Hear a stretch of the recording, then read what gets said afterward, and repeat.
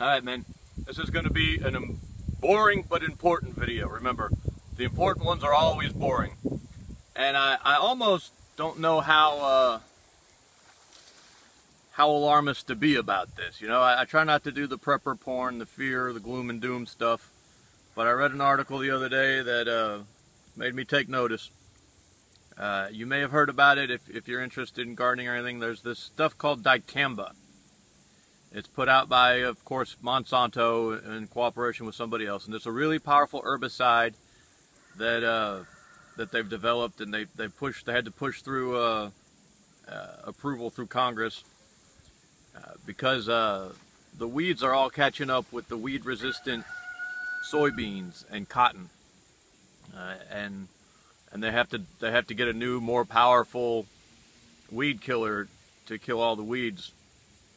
And what they came up with was called dicamba, and what it does is it makes weeds grow really fast. So they grow so fast that they run out of nutrients and they die. They basically starve themselves to death. And you know, they develop these strains of soybean and cotton that are resistant to this dicamba, and then they plant the soybeans and cotton and they spray the fields with the dicamba, and all the weeds die, supposedly. So what's happening with this dicamba stuff is that it re-vaporizes after they spray it.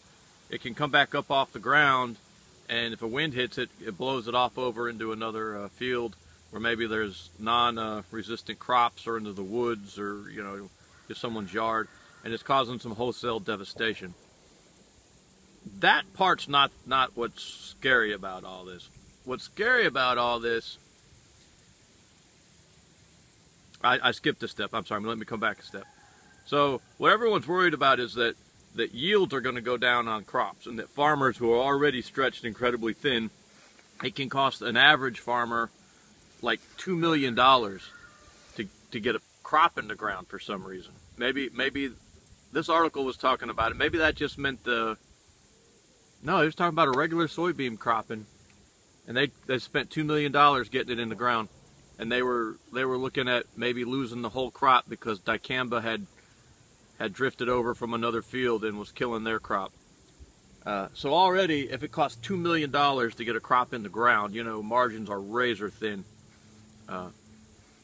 So what this tells me is that our industrial agricultural complex is reaching an end stage. You know, they're getting diminishing returns on all this stuff that they're doing, and it's getting to the point where they're not sure they can keep it up. They're not saying that explicitly, but I read a few articles where the farmers or some of the farm organizations are saying we really need this technology, they're calling it, in order to keep crop yields up on the soybeans, which, you know, soybeans touch every part of our food chain is impacted by the soybean. So, you know, they're talking about it from an economic standpoint for the individual farmers. Oh, crop yields are going to fall. We're going to have reduced crops. What are our poor farmers going to do? All right, fair question.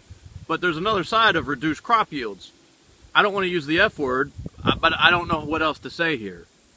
You know, reduced crops is famine. You know, there's no other way to say it. If crop yields drop so far, then there's not enough food to feed everybody. Food prices skyrocket. People have to spend what money they have on food, on very expensive food, so they're spending less money on other stuff. So there's an economic, I don't want to say crash, that word gets overused, but there's a definite economic downturn, let's say recession, possibly even depression, and we get into this vicious reinforcing cycle. This is nothing new. I mean, this has been coming for a while. People have been talking about it for a long time. It takes maybe 10 years and billions of dollars to develop these herbicides and the resistant crops. It takes the plants like 3 years to get resistance to them. We got to hurry up. The mosquitoes are all over my camera woman here. So if you think about that, and in fact, this dicamba stuff just got approved for use this year. There's already suggestions, they're not sure yet, but there's already suggestions that weeds are already resistant to it. There's one particular weed called pigweed, apparently, that's the big deal, and there may already be resistant varieties of this pigweed out there. This thing might already be no good as soon as they put it on the market. I mean, how ironic is that? It's so powerful, it's killing everything else, but it's not powerful enough to kill the weeds it was designed to kill yet. Or, yeah, that may be coming. Here's my point. Look, I'm standing in our bean patch here for a reason. You can see the grass and the weeds everywhere. It really, really, really affects yields. It hurts your yields to have weeds. We let these get away from us this year. These beans don't seem to notice anything. Beans are pretty much bulletproof. But our sunflower crop this year was significantly impacted to the detriment because I let the weeds get going and didn't get ahead of them. I thought the sunflowers were going to be able to squeeze out the weeds, and that was not the case. And our sunflower crop was probably not a quarter of what it was last year. It may not even been I don't know. It was very, very, very low. So the weeds are a big problem. But if you're going to do this industrial agricultural thing, there's not that many ways to control them. I mean, to have industrial agricultural, you got to have some way to control the weeds. The chemicals, we've become so dependent on the chemicals that as they look like they're starting to become ineffective, it could have a serious impact on all of our lives. Food shortages, an undoubted economic impact. Remember, people, food production is the foundation of civilization. I mean, everything else we have, car manufacturing and all this stuff, is because we can make surplus food, so that we can make lots of food and free up all these other people to go do other things, make cars, make houses, make art, make music, because we make enough food. We don't make enough food, and then everyone has to go back to scrambling for food. So to that end, I just wanted to say, I know we've got a neat setup here that not everyone has, but we only have 2.4 acres, and we grow a lot of food, people, and some of it is almost bulletproof. Like I said, beans are bulletproof. Sweet potatoes for us are bulletproof. I think for other places, potatoes are bulletproof. There's other things that just grow real well and real simple, and any moron with a shovel can get out there and plant enough of this stuff to make an impact.